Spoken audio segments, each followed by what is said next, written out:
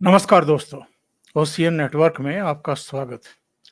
सीधे जुड़ लेते हैं प्रयागराज से अनुपम मिश्रा जी के साथ। कई मुद्दे हैं, उन पर आज चर्चा करेंगे। योगी जी के तीखे तेवरों पर भी चर्चा करेंगे। वक्फ संपत्ति को लेकर के भी उनकी जो तैयारियां हैं, उस पर भी चर्चा होगी। और समाजवादी पार्टी का ही कहीं ना कहीं इन गुंडों से, इन बदमाशों से, इन रेपिस्ट से, इन नकली नोट छापने वालों से रिश्ता क्यों मिलता है? आखिर ये रिश्ता क्या कहलाता है? तो इस पर चर्चा करेंगे। सीधे जोड़ लेते हैं अनुपम जी को और चर्चा शुरू करते हैं। अनुपम जी, बहुत स्वागत है आपका। नमस्कार। नमस्कार सर। तो अनुपम जी, बहुप्रतीक्षित आदेश, कानून उत्तर प्रदेश सरकार का। सुप्रीम कोर्ट ने तो जब कांवड़ यात्रा के समय एक स्ट्रिक्ट आदेश जारी किया गया था कि दुकानदारों को अपनी दुकानों पर अपना असली नाम लिखना पड़ेगा, पहचान बतानी पड़ेगी, ताकि कंज्यूमर जो हैं वो कांवड़िए और दूसरे लोग, उनको पता हो कि वो सामान कहाँ से खरीद रहे हैं। इस पर तो सुप्रीम कोर्ट ने एक तरीके से अपना हथौड़ा चला दिया था। लेकिन आज जो ये आदेश आया है, थोड़ा सा इसका विस्तार से बताइए।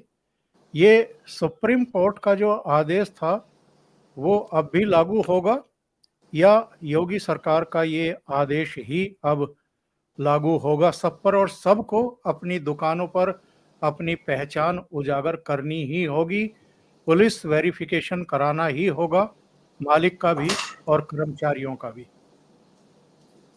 देखिए साहब, सुप्रीम कोर्ट ने जब इस पे रोक लगाई थी, मामला क्या था समझ लें। उस समय कांवड़ यात्रा चल रही थी और कांवड़ यात्रा में ये जो रोक आई थी, ये मुजफ्फरनगर पुलिस प्रशासन के द्वारा आई थी। तो उस बार भी सुप्रीम कोर्ट ने कहा था, कर रहा है तो आप पूरे देश में करिए, आप पूरे प्रदेश में करिए, और आप एक जगह ऐसे कैसे पिक एंड चूज कर रहे हैं। इस तरह तमाम बातें सुप्रीम कोर्ट ने कही थी। तो आज योगी ने पूरे प्रदेश में इसको लागू कर दिया। अच्छा, लागू ही नहीं किया, उन्होंने कई चीजें की इसमें। पहली बात तो उन्होंने कहा कि साहब, हमारे पास जो एग्जिस्टिंग कानून है, जो हमारे वर्तमान कानून है, उसी में हमारे पास बहुत इसके प्रोविजंस हैं जो इससे लागू हो सकती है।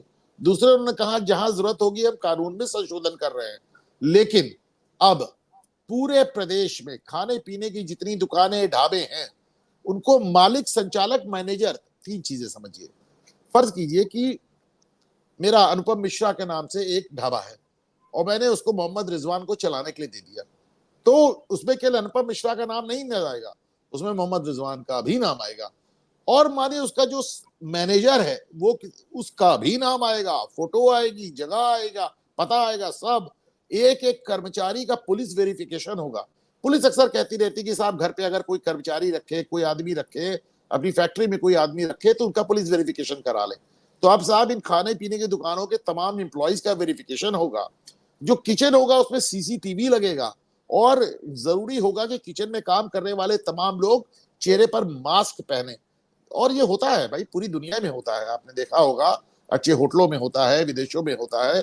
तो आज सब मुझसे किसी ने एक बड़ी अच्छी बात कही, बड़ी अच्छी बात की। उन्होंने कहा, कितनी दुर्भाग्य की बात है कि केवल हाइजीन, केवल सफाई रखने के लिए हमको सुप्रीम कोर्ट तक मुकदमा लड़ना पड़ा। कितनी दुर्भाग्य की, केवल सफाई के लिए, जिसमें ना धर्म है, ना मजहब है, ना जाति है, ना पंथ है, सिर्फ सफाई के लिए हमको सुप्रीम कोर्ट तक मुकदमा लड़ना पड़ा। बहरहाल, योगी ने एक बात दिखाई, कोई योगी नहीं, हट योगी। मैं हमेशा उनको कहता हूं, हट योगी।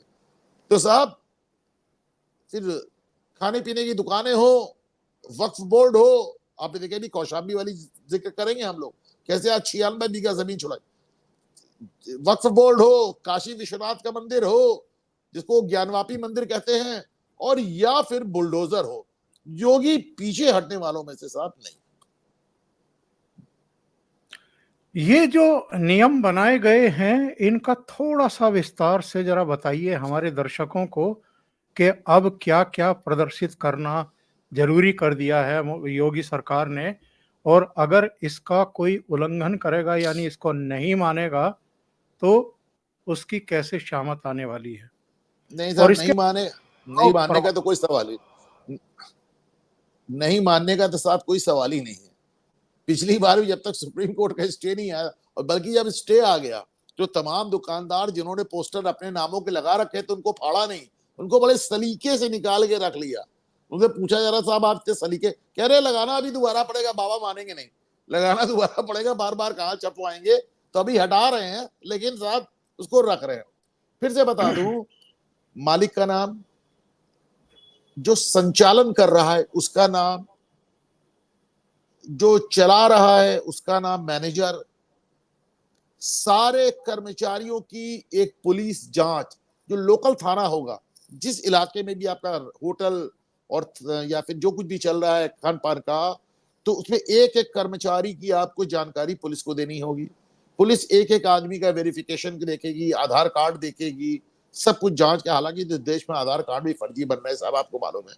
बहरहाल सबकी जांच होगी और सीसीटीवी कैमरास रखेंगे। जो ये सीसीटीवी कैमरा है, एक नियमित अवधि तक आपको इसकी रिकॉर्डिंग रखनी पड़ेगी।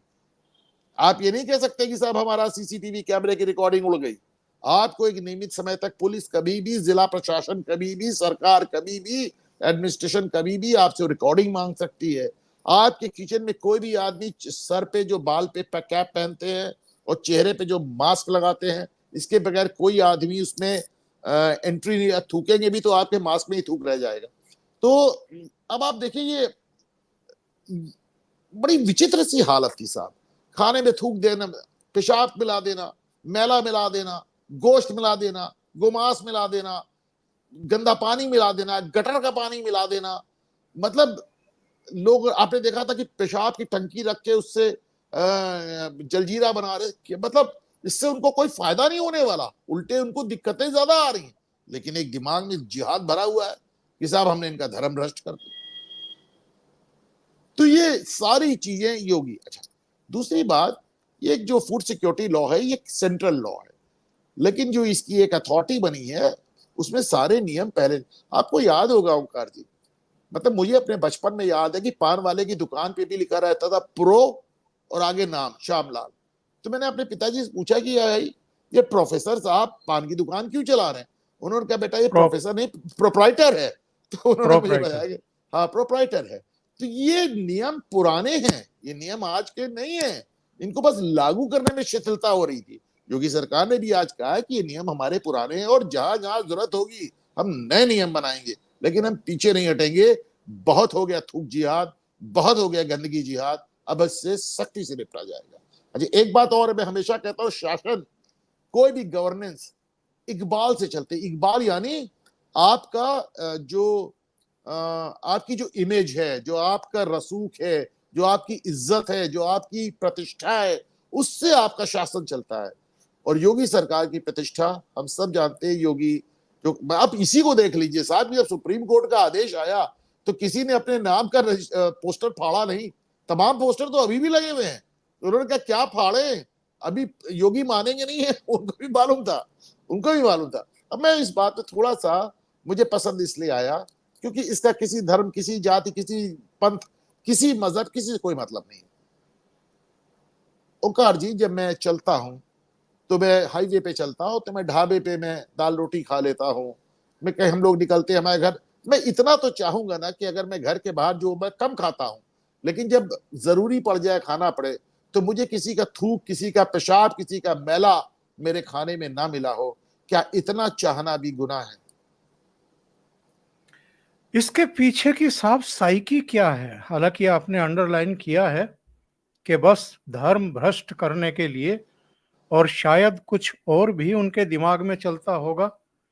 इससे उनको क्या खुशी मिलती है साहब?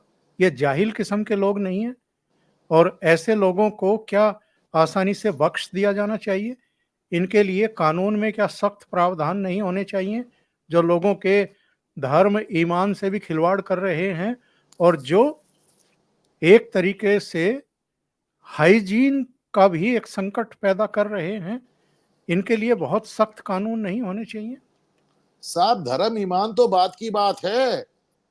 आप मतलब सोचे, किसी का थूक, किसी का पेशाब, मतलब इससे ज्यादा घटिया और इससे ज्यादा जलील बात। अब आपने एक सवाल पूछा जो मैंने कहा कि इससे उनको कोई लाभ नहीं, क्यों कर रहे हैं?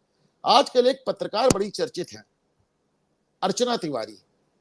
वो लड़की, बहादुर लड़की, कश्मीर पहुंच गई है और वो यहाँ तमाम लोगों के इंटरव्यू ले रही है। तो उसका एक इंटरव्यू, उसका एक वीडियो आज मैंने ट्वीट किया है साहब। मुझसे गलती हो गई, मैं वो वीडियो आपको भेज देता, मैंने डाउनलोड किया है, मैं आप उसको दिखाते। उसमें वो पूछ रहे हैं, एक साहब है मोटरसाइकिल से चल रहे हैं, मुस्लिम समुदाय से आते हैं, कश्मीरी है, उनका छोटा सा बच्चा उनके साथ है। तो क्या भाई आपके बच्चे पहले स्कूल नहीं जाते थे? कहा नहीं जाते थे। क्या पत्थरबाजी होती थी? कहा होती थी। फिर बच्चे का इंटरव्यू लिया, उसने कहा अब हम बहुत खुश है, अब हमारा स्कूल नहीं बंद होता, अब हमको स्कूल जाने को मिलता है। क्या आपके साथ बच्चा बहुत खुश है? बोले हाँ बहुत खुश है, बदलाव आया है।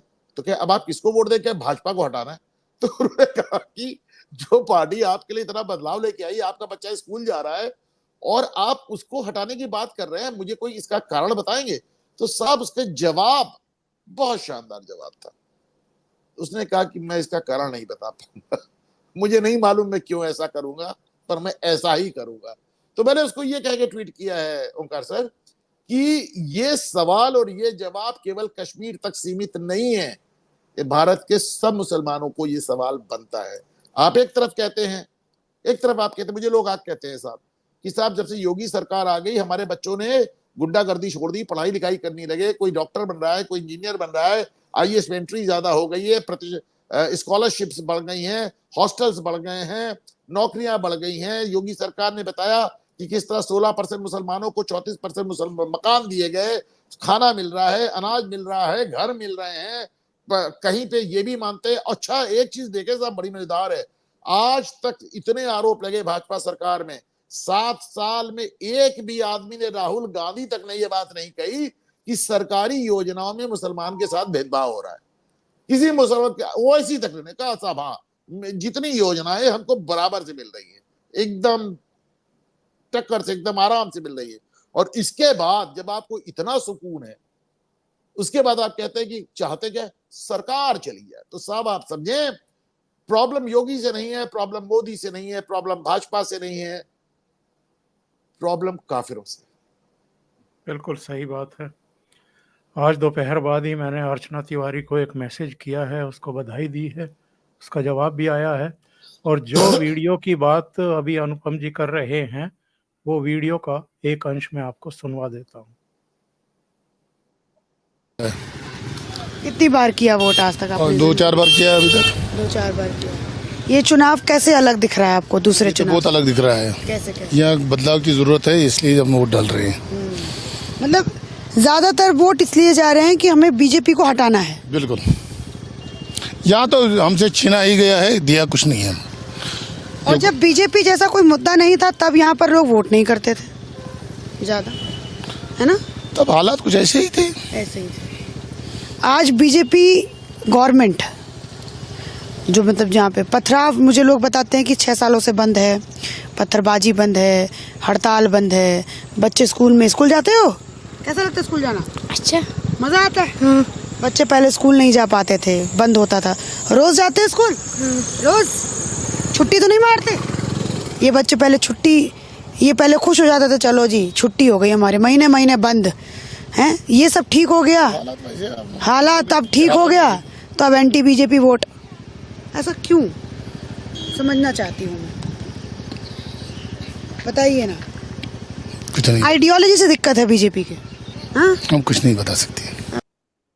हम कुछ नहीं बता सकते, ये हाल है साइकी का। यानी उसका बच्चा उसके पीछे बैठा हुआ कह रहा है। इससे पहले एक इंटरव्यू लिया था तो उसमें बंदा कह रहा था अगर कश्मीर में मंदिर बनाओगे तो हम जला देंगे, हम मुसलमान। हाँ जला देंगे, हाँ उसने कहा। उससे पहले एक बंदा कह रहा था कि कश्मीर में अगर कोई शराब पिएगा तो हम मार देंगे। तो साहब आप समझें, एक तो ये मानसिकता, उनको समझाने वाले इनके मौलवी और उनको बैक करने वाले कांग्रेस और राहुल गांधी और अखिलेश यादव जैसे लोग, पॉलिटिशियंस। हाँ, आज तो मैं देख रहा था साहब,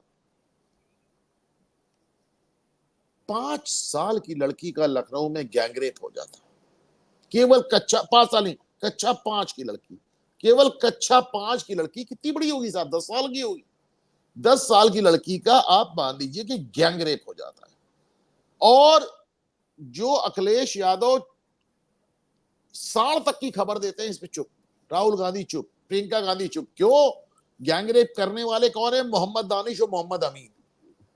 तो साहब उस 10 साल की लड़की की जान की कोई कीमत नहीं है, उसकी इज्जत की कोई कीमत नहीं है। अखिलेश यादव ट्वीट क्या कर रहे हैं?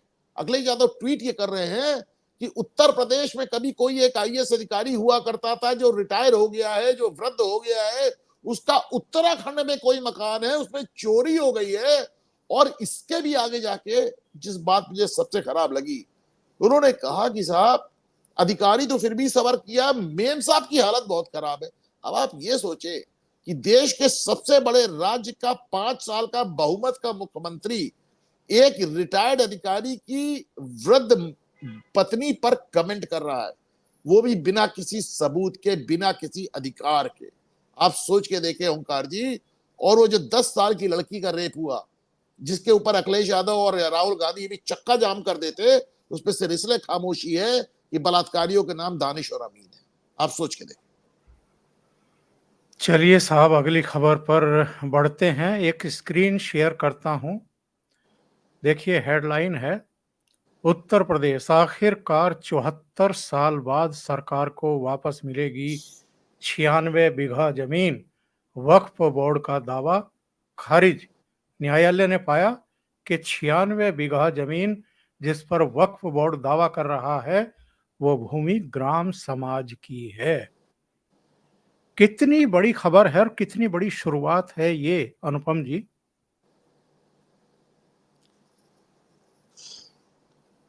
मैंने साहब आप अपने घूमता आईना जो मैं चैनल बनाता हूं, उस पर मैंने इस पे शो भी किया है और मैंने शॉर्ट भी बनाया है कि वक्फ का वक्त गया। देखिए, इसको आपको ठीक से समझना होगा। इलाहाबाद एक बहुत बड़ा जिला हुआ करता था। प्रयागराज का पहले नाम इलाहाबाद था। बहुत बड़ा जिला था, इतना मतलब उत्तर प्रदेश का सबसे बड़ा जिला था। इसको काट के 2 जिले कर दिए गए, एक इलाहाबाद हो गया, एक कौशाम्बी हो गया। इलाहाबाद का नाम बदल के प्रयागराज हो गया।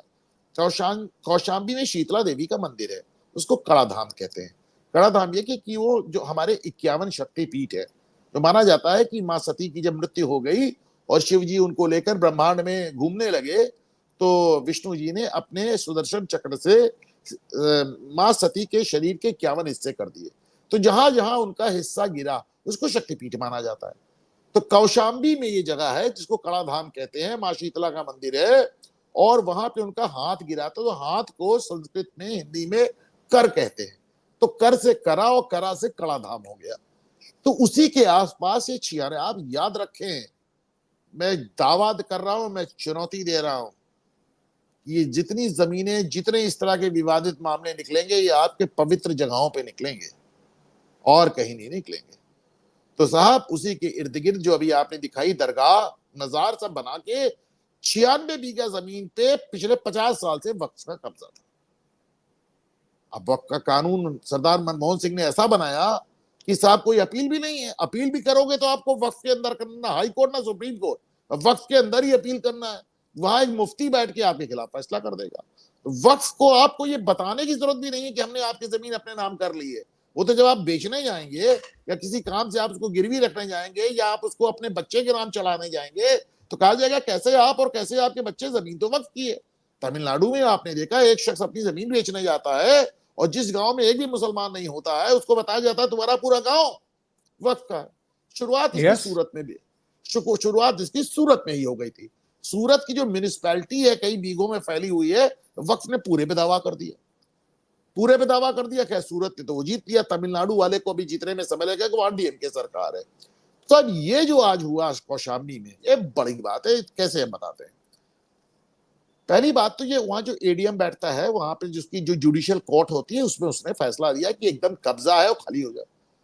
अब आप, होता क्या है कि कोई और सरकार होती तो आपको समय देती है कि साहब हाई कोर्ट जाइए, सुप्रीम कोर्ट जाइए। आपको याद होगा हाई कोर्ट ने आदेश किया कि काशी विश्वनाथ में वो जो ज्ञानवापी है उसका तहखाना खोल दिया जाए।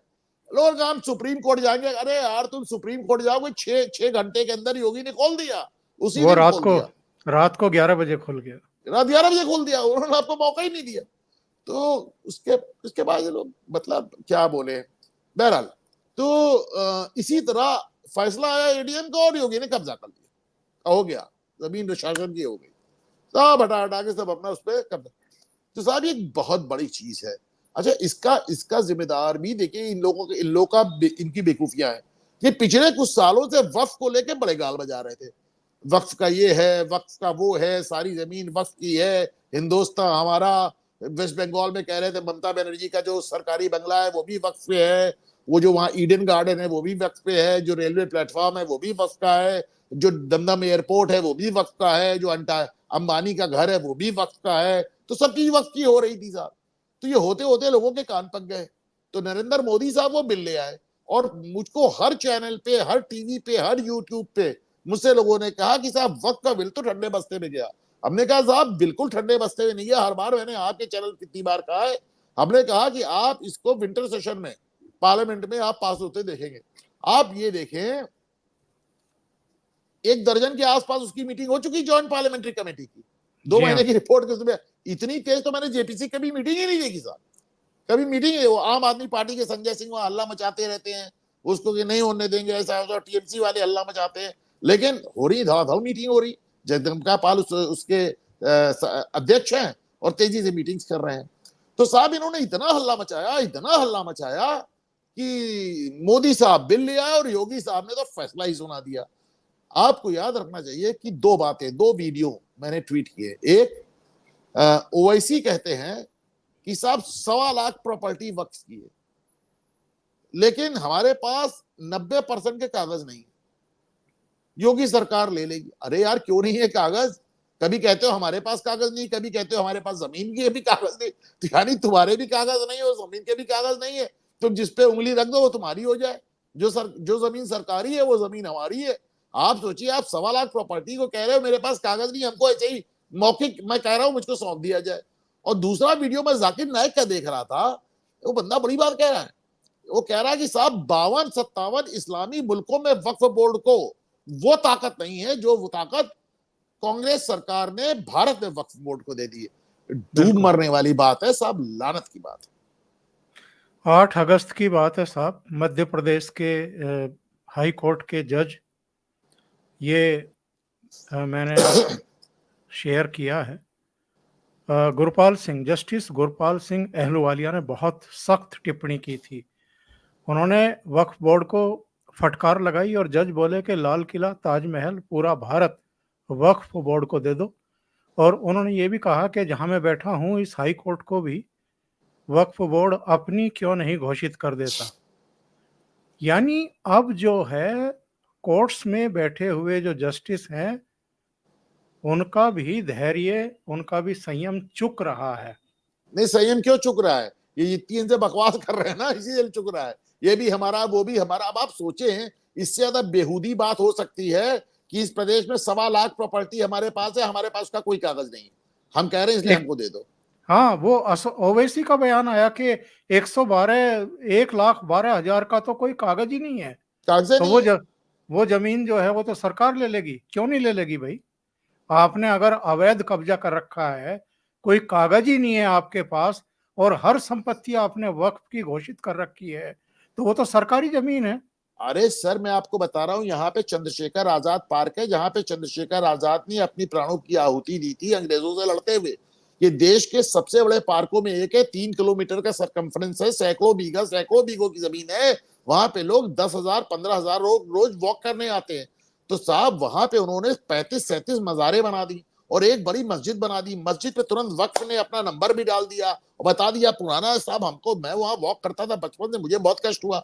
तो हरिशंकर जैन साहब जो हमारे मुकदमे लड़ते रहते हैं, हिंदुओं के पिता पुत्र दोनों, मैंने इनसे रिक्वेस्ट किया, ये इलाहाबाद आए, इनको मैंने दौरा कराया, फिर हम लोगों ने यहाँ मुकदमा किया। कोविड का समय था, ऑनलाइन मुकदमा हुआ। कोविड में चीफ जस्टिस ने आदेश किया कि इनको हटा दिया जाए। फिर देखिए आप, चीफ जस्टिस दोपहर में 1 बजे आदेश करते हैं और शाम को 7 बजे बुलडोजर चलने लगता है। तो और सारी मजार, अच्छा मैं पूछता था कि भैया तुम्हारी मजारों में यहाँ कौन दफन है? ये वॉकिंग प्लाजा है। तो वो कहते थे, उसका नाम रखा था साहब जिन्नों का कब्रिस्तान, इसमें पूरा लेख लिखा, मैंने वीडियो बना। तो क्या जिन्नों का, इसमें जिन्न दफन है। तो साहब 37 की 37 मजारें हटा दी और जो एक बड़ी मस्जिद थी उसको गिरा दिया और वहां आज फूलों की क्यारी है, गुलाब की क्यारी। और इसके लिए मैं जैन साहब का, हरशंकर जैन साहब का बहुत ज्यादा अनुग्रहित हूं। जिस बयान की अभी आप जिक्र कर रहे थे वो दिखा ही देता हूं मैं दर्शकों को देखिए साहब, ये असदुद्दीन ओवैसी ने क्या कहा है। ना तेलंगाना की 90% मस्जिदों के पास है कागज, ना यूपी की 1,12,000 वक्फ संपत्तियों के पास है। असदुद्दीन ओवैसी ने मुस्लिमों को डराया, बोले वक्फ संशोधन के बाद सरकार ले लेगी संपत्ति। और पिछले दिनों हमने एक वायरल वीडियो भी देखा था, जब मार्केट में कुछ कट्टरपंथी मुल्ला लोग और कुछ मुस्लिम बाकायदा लाउड स्पीकर लेकर के उस पर घोषणा कर रहे थे कि साहब आपकी मस्जिदें छिन जाएंगी, आपकी वक्फ की संपत्ति छिन जाएगी, सब इकट्ठा हो जाइए, सब ऑनलाइन जो है अपना विरोध दर्ज करिए। और वो कौन मलेशिया में बैठा हुआ है इनका, उसने कहा कि साहब अगर 50 लाख मुसलमान अपना विरोध दर्ज कर दें तो वक्फ संशोधन अधिनियम जो है वो टल जाएगा। यानी अब इनके पेट में बहुत बड़े स्तर की मरोड़ उठनी शुरू हो चुकी है। अनुपम जी, ये बस आसानी मैं से होने देंगे? बस एक चीज से मुझे इतराज है, जो कह रहे हैं ओवैसी ने मुसलमानों को डराया। मैं उसको बदल के करना चाहता हूँ, ओवैसी ने मुसलमानों को बताया ये होने वाला है। बताया या डरे भड़काया? भड़काया है, देखिए होने वाला है, इसको कहिए बताया। लेकिन साहब अक्सर मैं यहाँ बैठता हूँ, अक्सर मैं बहुत क्रिटिकल हो जाता हूँ कि साहब मोदी सरकार ने ये नहीं किया तो योगी सरकार ने ये नहीं किया। आज मैं एक सवाल पूछता हूँ सर, और ये मतलब मैं समझता हूँ कि हमारे इस समय 1,500 से ज्यादा दर्शक जुड़े हुए हैं। एक बार अपनी अंतरात्मा में झांक कर देखें कि साहब आप बांग्लादेश में हिंदुस्तान सरकार से जो आपके शिकवे हैं सही है, सरकार से शिकवा होना भी चाहिए भाई, विपक्ष से शिकवा थोड़ी ना, विपक्ष शिकायत थोड़ी ना होगी। लेकिन एक तरफ आप बांग्लादेश में हिंदुओं के नरसंहार की बात करते हैं, दूसरी तरफ बांग्लादेश क्रिकेट टीम को देखने जाते हैं, उनका मैच देखते हैं। एक जी जी। तरफ आप ये क्या नाम है, हाँ, एक तरफ आप देख रहे हैं कि पाकिस्तान से आए हुए आतंकवादी किस तरह आपके जवानों को मार रहे हैं, और दूसरी तरफ आप पाकिस्तान की फिल्म मौला जट देखने जाएंगे और रिलीज भी हो रही है। एक तरफ आप ये आपने देखा है दिलजीत दोसांझ जो बैठ के वहां पे लगातार वो खालिस्तानी नारे और खालिस्तानी गाने और ये सब करते थे। आप उनका कोल्ड प्ले देखने जाएंगे, उनको देखने जाएंगे लाखों रुपए खर्च करके। तो एक बार अपने अंदर भी झांक के देखें कि जब आपके मनोरंजन की बात आती है तो हिंदी हिंदू हिंदुस्तान सब किनारे हो जाता है। तो एक बार आप भी तो देखें ना, जब आप स्टैंड लेंगे, आप ये देखें कि हिमाचल प्रदेश की जनता ने स्टैंड लिया तो पहले अनिरुद्ध सिंह, और आज मैं देख रहा था विक्रमादित्य सिंह भी बयान दे रहे थे, विक्रमादित्य सिंह भी बयान दे रहे हैं कि साहब बहुत हो गया घुसपैठी, मुस्लिम घुसपैठी। यानी कि कांग्रेस के मंत्रियों को भी स्टैंड लेने के लिए विपक्ष होना पड़ा। आप आगे आए तो आप अपनी बात कहें तो मैं कहता हूं मिना रोए तो बच्चे को मां दूध नहीं पिलाती। आप चाहते हैं कि आपकी फिल्मों में कोई, आपके नेटफ्लिक्स में, आपकी फिल्मों में, आपके मैचों में कहीं कोई मनोरंजन आपके लिए सबसे ज्यादा है, और उसके बाद आप अपेक्षा करते हैं कि सरकार ने ये नहीं किया और वो नहीं किया। चलिए, कार्यक्रम के अंतिम चरण में पहुंच रहे हैं, तो समाजवादी पार्टी, अखिलेश बाबू और इनसे जुड़े हुए जरा लोगों की भी चर्चा कर लें। ये सब कुशीनगर में नकली नोटों का एक पूरा गैंग पकड़ा गया है, नोट पकड़े गए हैं, और ये समाजवादी पार्टी से जुड़े हुए लोग हैं। हाँ साहब, ये भी बड़ा मजेदार है, और इस पे अखिलेश यादव ने कोई जवाब भी नहीं दिया है। अब वो ये सारे मामलों को पी जाते हैं, आपको मालूम है। मैं आपको पढ़ के सुनाता हूँ साहब, मतलब आप देखें कि ये जो गैंग पकड़ा गया है, इनके पास लाखों रुपए के भारतीय करेंसी, नेपाली करेंसी, 10 पिस्तौल, देसी कट्टे, बम, मतलब क्या क्या निकला है। मतलब आप समझिए वहां पे पूरा आईएसआई के दफ्तर, चूंकि कुशीनगर नेपाल बॉर्डर लगता है तो आईएसआई नेपाल बॉर्डर के थ्रू हमारे यहाँ इस तरह के पैसे देती है। लेकिन इसका जो सरगना था उसका नाम है रफीक खान, और वो समाजवादी पार्टी में लोहिया वाहिनी का राष्ट्रीय सचिव है, प्रादेशिक नहीं, राष्ट्रीय नेशनल सेक्रेटरी है। और उसके साथ जो लोग पकड़े गए उनके नाम सुन लें: नौशाद, औरंगजेब, परवेज, जमालुद्दीन, नियाजुद्दीन, रेहान, मोहम्मद रफीक, मोहम्मद हाशिम और सिराज। तो ये उन लोगों के नाम है। और ये सब ऑपरेशन लंगड़ा में आपने देखा, हाथ जोड़कर, मैंने इनका वीडियो ट्वीट किया है, हाथ जोड़कर माफी मांगते हुए बाहर निकले हैं। अभी आपने देखा मदरसे के अंदर नकली नोट छप रहे हैं, अब आप समाजवादी पार्टी के लोगों को नकली नोट छापते देख रहे हैं। ये कहां जा रहे हैं हम लोग सर, ये कहां जा रहे हैं मतलब। और एक चीज और देखें, कर्नाटक में सिद्धारमैया ने कह दिया कि साहब आंगनवाड़ी शिक्षकों के लिए उर्दू की नॉलेज कंपलसरी है। अब आप भी जान रहे हैं उर्दू किसको आती है, एक खास एरिया के लिए कहा, लेकिन आप सोचे कि यानी अब वहां पे आंगनवाड़ी शिक्षकों की जो नियुक्ति होगी सिर्फ मुसलमानों की होगी, हिंदुओं की होगी ही नहीं। मेवात में वो चिल्ला चिल्ला के बंदे कह रहे हैं कांग्रेस को जीतने दो, हम हिंदुओं को भगा देंगे यहाँ से। और उसके बाद भी कांग्रेस इतना चढ़ के चुनाव लड़ रही है और जीत की बात कर रही है साहब। तो एक बार हिंदू भी तो देखे ना कि किनको वोट दे रहे हैं आप, किनको वोट दे रहे हैं। और अगर आपको सरकार से ना, मैं तो कहता हूं कि अगर गाय जो है वो ग्वाले से निराश हो जाएगी तो क्या कसाई के पास चली जाएगी? अरे साहब, ये वो कांग्रेस है जो प्रधानमंत्री नरेंद्र मोदी की बोटी बोटी करके काटने वाले को सांसद बना देती है, उसको टिकट दे देती है। और जिस ममन खान का आप जिक्र कर रहे हैं, ये एक बार पहले भी एमएलए रह चुका है और फिर इसको कांग्रेस ने टिकट दे दिया। और वो कह रहा है कि मेरी निगाह में है, सरकार बनने दो, या तो ये मेवात छोड़ करके भाग जाएंगे या फिर मैं इनको देखूंगा। और इसके बावजूद कांग्रेस के नेतृत्व ने उनकी भर्त्सना नहीं की, उससे ये नहीं कहा कि आप अपना बयान वापस लीजिए और माफी मांगिए। और इसके बाद ये भी लगाई ना, उसके बाद भी वहां पे हिंदू बड़ी संख्या में निकल के इनको वोट भी दे आएगा। बिल्कुल, यही तो सबसे बड़ा दुर्भाग्य है। 2024 के चुनाव में भी तो हमने यही देखा है। सबको पता था कि राहुल गांधी क्या कर रहे हैं, सबको पता था कि इंडिया अलायंस किस लिए बना है। और वो जो जाति जनगणना की बात कर रहे थे, संविधान खत्म कर देंगे, आपका आरक्षण छीन लेंगे, सबको पता था कि ये क्यों किया जा रहा है।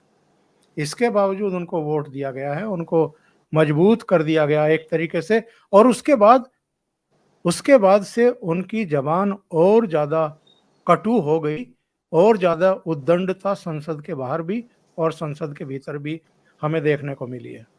सर चलते चलते मैं तमिलनाडु के गवर्नर RN रवि का जिक्र करना चाहूंगा। और आप देखिए, आईपीएस अधिकारी थे 1976 बैच के, MSc के स्टूडेंट रहे हैं, MSc किया उन्होंने फिजिक्स में, और बड़े सेकुलर और बड़े लेफ्टिस्ट भी अपने टाइम में रहे हैं। लेकिन देखिए धीमे धीमे उनको भी समझ में आ रहा है। कल उन्होंने कितना खुल के कहा कि सेकुलरिज्म तो वेस्टर्न कंसेप्ट है, हमें इसकी जरूरत नहीं है। हाहाकार मच गया, हाहाकार मच गया। लेकिन अब समय आ गया है कि साहब मोदी की बोटी बोटी कोई नहीं कर पाएगा, भूल जाएं। लेकिन अपनी बोटी बोटी के बारे में हम लोग चिंता करें और सोच लें। बिल्कुल सही कहा है आपने अनुपम जी, बहुत बहुत धन्यवाद जुड़ने के लिए, ओशियन नेटवर्क के लिए इतना समय निकालने के लिए, और कई मुद्दों पर बहुत महत्वपूर्ण जानकारियां देने के लिए। थैंक यू नमस्कार। So much. नमस्कार।